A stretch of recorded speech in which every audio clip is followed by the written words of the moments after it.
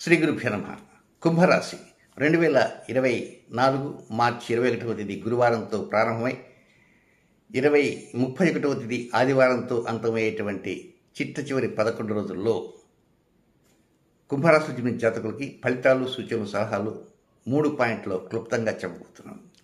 ఇక మొదటి పాయింట్కి వస్తే 21వ తేదీ ఉదయం నుంచి 24వ తేదీ మధ్యాహ్నం 2:20 వరకు ఉన్న సమయం అంతా కూడా ఇది చాలా ఫ్రెష్గా ఉంటారు.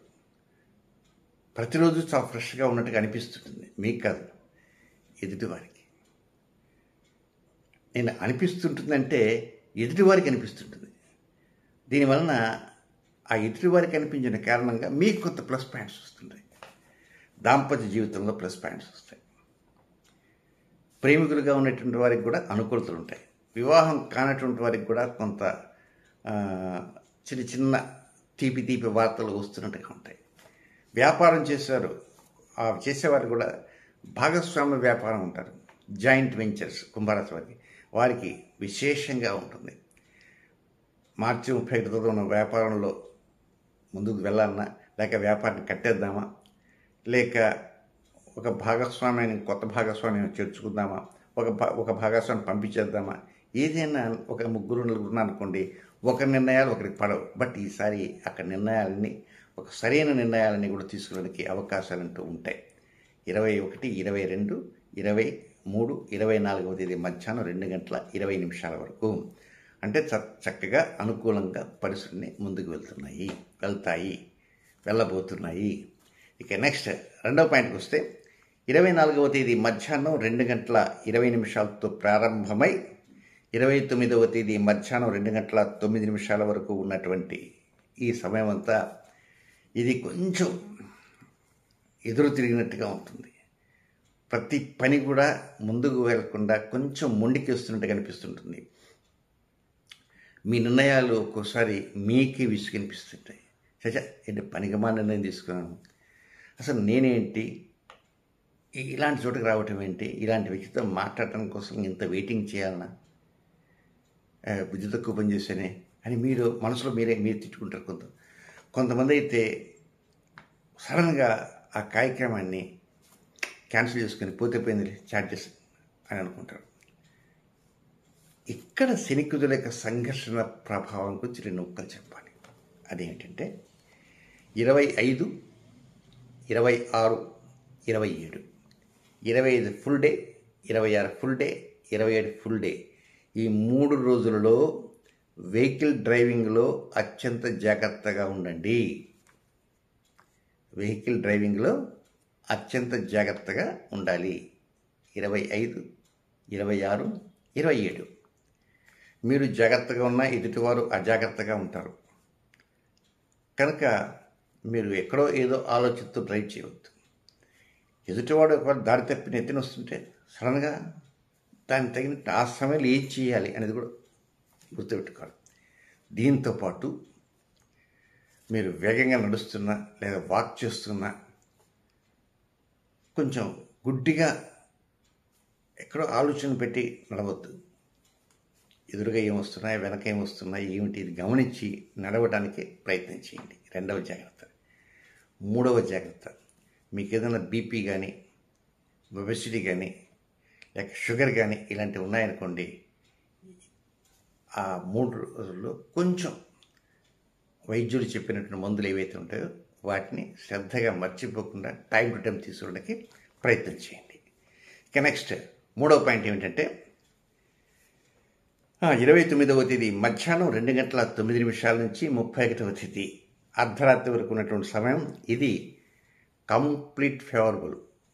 మీ లైఫ్ అడ్మినిస్ట్రేషన్ అంతా కూడా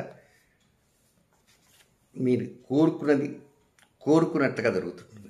లాభస్థానంకి ఏ సమయంలో ఏం చేయాలా, మీ వృత్తిలో, మీ ఉద్యోగంలో, మీ వ్యాపారంలో ఎక్కడెక్కడ ఏ పనులు పెండింగ్ ఉన్నాయి, ఎక్కడెక్కడ ఏ పనులు సాఫీగా జరుగుతున్నాయి అనేది ఒక ఖచ్చితమైనటువంటి సమాచారాన్ని సేకరించి దాని ప్రకారంగా మీరు పావులు కదపడానికి ప్రయత్నం చేస్తూ ఉంటారు. ఇప్పుడు ఉద్యోగంలో ఏమైనా కొత్త నిర్ణయాలు ఏమైనా ఉండేటైతే ఒక్కోసారి మీ మనసులో లేనటువంటి నిర్ణయాలు కూడా ఎదుటివారు మీకు చెప్పిన కారణంగా కూడా ఆ నిర్ణయాన్ని ఫాలో అవుతుంటారు. అలాగే వ్యాపారంలో కావచ్చు, ఉద్యోగంలో కావచ్చు, ఉద్యోగంలో ఒక్కోసారి మనస్సు విసుగు చెంది వద్దు అనుకునేటువంటి వారు కూడా మీరు మనసు మార్చుకునేటువంటి అవకాశాలు కూడా ఉంటుంటాయి. ఏదైనా 31st ఆఫ్ మార్చితో కొంత ఉద్యోగాన్ని స్వస్తి చెబుదాం అనుకునేటువంటి వారు, ఉద్యోగం కోసం వెయిట్ చేస్తున్నవారు, నిరుద్యోగులు ఉన్నటువంటి వారు, అలాంటి వారికి కూడా కొంత తీపి వార్తలు ఈ సమయంలో వచ్చేటువంటి అవకాశాలు ఉన్నాయి. సో 30, 31 ఈ 2 రోజుల్లో కొంత మానసిక ఆందోళన తగ్గుతాయి, మనశ్శాంతి లభిస్తుంది, చేసే కార్యక్రమాలపైన ఇంట్రెస్ట్ పెరుగుతుంటుంది. అటు ఆర్థిక పరిస్థితుల్లో కూడా కించిత్ అనుకూలతలు ఉంటాయి. కనుక దీని ముందు చెప్పినటువంటి పాయింట్ కొంత విసుగ్గా ఉన్నప్పటికీ, అసహనంగా ఉన్నప్పటికీ, కొంత వ్యతిరేకంగా ఉన్నప్పటికీ కూడా ఈ 3వ పాయింట్లో కొంత మీకు ఉపశమనం కలుగుతుందని చెప్పడంలో సందేహం ఎంత మాత్రం లేదు. ఇక కుంభరాశి వారికి నక్షత్రం వారీగా ఏ సమయాలు వ్యతిరేకమో ఆ సమయాలు కూడా తెలుసుకుందాం. ధనిష్ట నక్షత్రం 3, 4 పాదాల్లో జన్మించినటువంటి జాతకులకి 23వ తేదీ వేకువజామున 4:28 మొదలై 24వ తేదీ ఉదయం 7:34 వరకు అనుకూలమైన సమయం కాదు. ఇక శతభిష నక్షత్ర జాతకులకి వారికి 24వ తేదీ ఉదయం 10:38 నుంచి 24వ తేదీ ఉదయం 10:38 నుంచి 24వ తేదీ రాత్రి 9:05 వరకు మాత్రమే వారికి అనుకూలమైన సమయం కాదు. ఇక పూర్వభాద్ర నక్షత్రంలో జన్మించిన మొదటి 3 పాదాల్లో జన్మించిన జాతకులకి వారికి 25వ తేదీ సూర్యోదయం నుంచి 25వ తేదీ మధ్యాహ్నం 12:05 నుంచి సూర్యోదయం నుంచి మధ్యాహ్నం 12:05 వరకు మాత్రమే కొంత వ్యతిరేకంగా ఉంటుంది. మిగిలిన సమయాలంతా అనుకూలంగా ఉంటాయి. కనుక రొటీన్ కార్యక్రమాలు చక్కగా చేసుకోవచ్చు. ముఖ్య కార్యక్రమాలకు శ్రీకారం చుట్టవద్దు. ఇవి కాకుండా మనకు 2 సమయాలు ఉన్నాయి. ఆ సమయాలు ఏమిటంటే అవి ఏ నక్షత్రం వరకైనా ఆ సమయాలు వర్తిస్తాయి. అవి 24వ తేదీ ఉదయం 9:54 నుంచి రాత్రి 11:13 వరకు. రెండవ సమయం 28వ తేదీ ఉదయం 6:04 నుంచి సాయంత్రం 6:56 వరకు. కనుక ఈ 2 సమయాల్లో కూడా రొటీన్ కార్యక్రమాలు మాత్రం చేసుకోవచ్చు. కొత్త కార్యక్రమాలకు మాత్రం శ్రీకారం చుట్టకుండా ఉండటం ఎంతైనా మంచిది. ఏది ఏమైనప్పటికీ కూడా ప్రస్తుతం మీకు ఏలినాటి శని జరుగుతున్నది. కనుక శనికుజుల సంఘర్షణ ప్రభావం అనేది ఉంటుంది.